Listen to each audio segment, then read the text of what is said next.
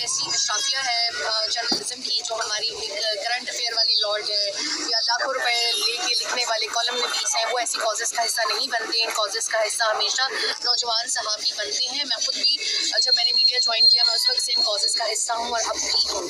अरशद शरीफ के कातिल जलील ख्वार भी हैं, गुमनाम भी हैं, बदनाम भी हैं। जब ये कातिल मरते हैं तो इनको कारदार तारों वाली जगहों पर दफनाया जाता है या अपने घरों के अहातों में दफन होते हैं, वो महल जो इन्होंने कौम के पैसों से लूट के बनाए हैं। लेकिन अरशद शरीफ एक अवामी कब्रिस्तान में दफन है और हर रोज़ उसकी कब्र पे ताज़ा फूल होते हैं। ये आवाम का उससे मोहब्बत का एक मज़हर है। आज के दिन भी फूलों से जो है वो कब्र लोग इतना निछावर करके गए हैं और जब लोग वहाँ से गुजर रहे होते हैं, वहाँ पर फातिहा ख़्वानी कर रहे होते हैं, तो वो कातिलों को बद्दुआएं दे रहे होते हैं। पूरा पाकिस्तान इन कातिलों को जानता है और पूरा पाकिस्तान जो है वो इस चीज़ की मजम्मत करता है कि इस मुल्क में से करप्शन ख़त्म होनी चाहिए, गुरबा परवरी ख़त्म होनी चाहिए, मौरूसियत ख़त्म होनी चाहिए। अरशद शरीफ एक तो इस पूरी नस्ल को एजुकेट कर गया, दूसरा ये कि उसका काम और नाम अभी भी बोलता है। ज़ाहिरी तौर पे वो हमारे साथ मौजूद नहीं है, लेकिन अपने काम, उनकी आवाज़, उनके अफकार हमारे साथ मौजूद है। जो जिस तरह से यंग जर्नलिस्ट इस चीज़ को फॉलो कर रहे हैं और लेके चल रहे हैं, चीज़ बहुत खुशाइंद है। आज उनको शहीद हुए 2 साल हो गए और जिस तरीके से मैं केस लड़ रही हूँ, जिस तरीके से स्ट्रगल कर रही हूँ, तो मुझे बहुत अफसोस होता है कि इस मुल्क में इंसाफ नाम की चीज़ नहीं मौजूद और जो लोग डर कर केस नहीं लगाते थे, आज खुद उनका एक सतून जो है वो आगा हो गया है। अगर काश थोड़ी बहादुरी दिखाते, उसको उसकी ज़िंदगी में जो है वो प्रोटेक्शन दे देते, तो आज इनके अपने साथ ये ना होता। खैर, जब पानी सर से गुजर जाएगा शायद इनको आगाही होगी। पहले मीडिया को तबाह किया गया, फिर असम्बलियों को तबाह किया गया, अब जो है वो तीसरा सतून जो है वो तबाही के थाने पे खड़ा हुआ है, लेकिन किसी को कोई फ़र्क ही नहीं पड़ता। मुझे इस चीज़ पे बहुत अफसोस होता है कि अशराफिया, बदमाशियाँ अपनी लिए जो है वो कानून साजियाँ और चीज़ें करे जा रही हैं और आवाम के लिए कहीं कोई रिलीफ नहीं है। जैसे कि मैं, जैसे 2 साल से इंसाफ ही नहीं मिला। लेकिन जो कुछ पाकिस्तान में हो रहा है, तो मैं किसी भी शख्स से इंसाफ की उम्मीद नहीं रख सकती, क्योंकि जब तक इस मुल्क में असल जमहूरी हुकूमत आवाम के वोटों से नहीं आएगी, तो मैं किसी किस्म का भी कोई मुतालबा नहीं करती। अल्लाह ताला ने मकाफात अमल कर दिया तो एक अलग चीज़ है। कीनिया में सुस्त रवि का शिकार है, लेकिन फिर भी जो है वो वहाँ पर चल रहा है निज़ाम। इंशाल्लाह उम्मीद है कि वहाँ तमाम कातिलों को जल्द सज़ा होगी, लेकिन यहाँ पर तो अगर अल्लाह ताला ने ही कोई कुछ किया तो उम्मीद है।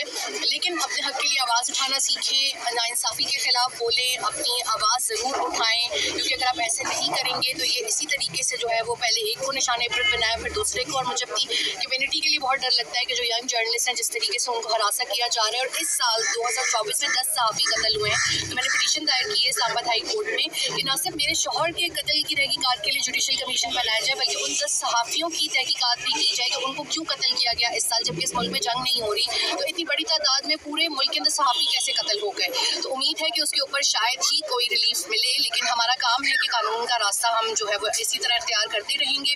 और आप सबसे दरख्वास्त है कि आज के दिन अरशद शरीफ को अपनी दुआ में याद रखिए। सबसे पहले तो आप सबका शुक्रिया अदा करता हूँ कि आप जैसे नौजवान सहाफ़ी जो आज उस जुल्म और बर्बरियत के खिलाफ डट के खड़े हैं।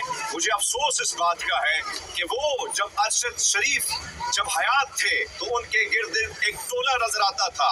आज वो टोला बेशर्मी की इंतहा ये है कि वो एस्टैब्लिशमेंट के टाउट बने हैं। आज प्रेस क्लब में कोई एहतमाम नहीं किया गया उन टाउट सहाफ़ियों की जानिब से जब वो अरशद शरीफ से इर्द गिर्द मंडलाते रहते थे। लेकिन मैं आप सबको खिराज तहसीन पेश करता हूँ कि आप यहाँ आए, यहाँ बात हुई कि वो कौन था, वो दागदार, वो बदबूदार शख्स था जिसको आईना अरशद शरीफ ने दिखाया और उसको अपना दागदार बदबूदार चेहरा उसको पसंद नहीं था कि अरशद शरीफ उसको बारहा आईना दिखा रहा था।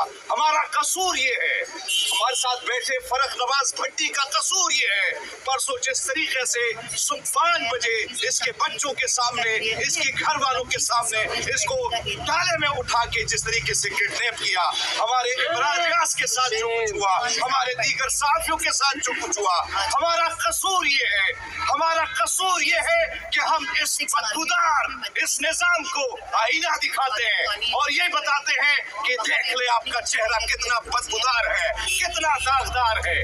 मुझे अफसोस है एक वेल नोन पर्सनालिटी, एक ऐसा शख्स जिसने बैनुल-अक़वामी मीडिया में पाकिस्तान के मस्बत चेहरे के लिए काम किया, आज तासुब और ऐसा शख्स जो एक मुतनासिब जो एक मुतासिब, एक ऐसा शख्स जो एक टाउट बना, वो चीफ जस्टिस जो कल उससे यौम निजात जो हम मनाएंगे, जिस तरीके से वो इंसाफ की कुर्सी पर बैठा रहा। अरशद शरीफ की जब दरख्वास्त आई तो उस शख्स ने उस दरख्वास्त को समात के लिए तक मुकर्रर ना किया। ऐसे शख्सियत से आप क्या गिला करेंगे? यकीनन ये वो बदबूदार किरदार है जब माजी में हमारे सामने बहुत से ऐसे किरदार, आज वो लोग जिंदा हैं जिनका ज़मीर जिंदा था, जो वक्त के फिरौन के सामने खड़े थे, जो वक्त के यजीद के सामने खड़े थे। आज उनका किरदार, उनका नाम सुनहरे हरूफ में लिखा जाता है, लेकिन वक्त के ये फिरौन, वक्त के ये जदीद, ये यजीद, ये भूल जाते हैं कि जब भी इन्होंने किसी को मिटाने की कोशिश की, तारीख ने हमेशा इनको मिटाया। आज शहीद अरशद शरीफ हयात है, वो जिंदा है। आज अगर हम यहाँ मौजूद हैं तो वो हमारे जिंदा दिलों में जिंदा है।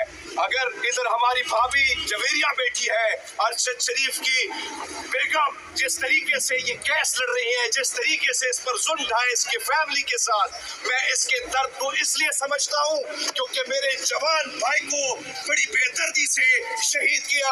आज मुझे भी इंसाफ नहीं मिला है तो मुझे वो दर्द, वो तकलीफ इनके फैमिली के, अरशद शरीफ के बच्चों की मैं महसूस कर सकता हूँ कि क्या वो दर्द होता है, क्या वो तकलीफ होती है जब अपने इस तरह बिछड़ जाते हैं। लेकिन बहरहाल अरशद शरीफ ने कुर्बानी दी, अपनी जान दी, सिर्फ इस मुल्क की खातिर, इस मुल्क की बका की खातिर, इस मुल्क के आइन की खातिर। आज अरशद शरीफ जिंदा है और वो काले करतूत जिन्होंने कालक अपने मुंह पे लगाई, तारीख में हमेशा स्याह हरूफों पर, स्याह बाप में उनका नाम याद रखा जाएगा।